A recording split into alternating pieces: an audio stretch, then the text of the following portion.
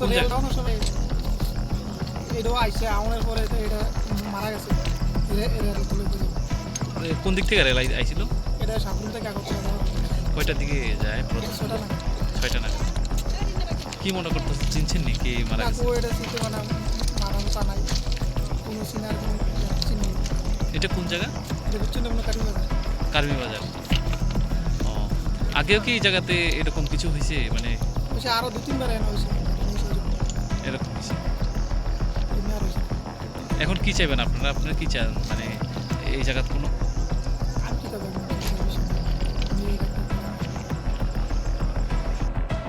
ঘটনা হয়েছে এবং কি দেখলেন এখন পর্যন্ত?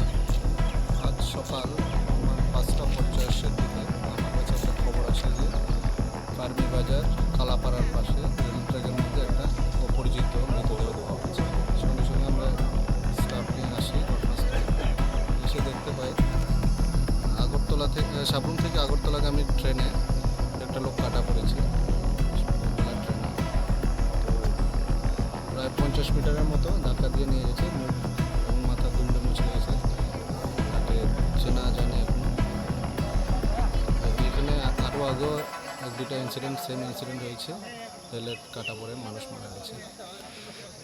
মানুষ আসলে অনেক সময় বসে থাকে রাস্তায়, বিকালবেলা বা সকালবেলা ভোরবেলা মর্নিং ওয়াক করতে আসে, সতর্কতার অভাবেই এই ধরনের ঘটনা ঘটে।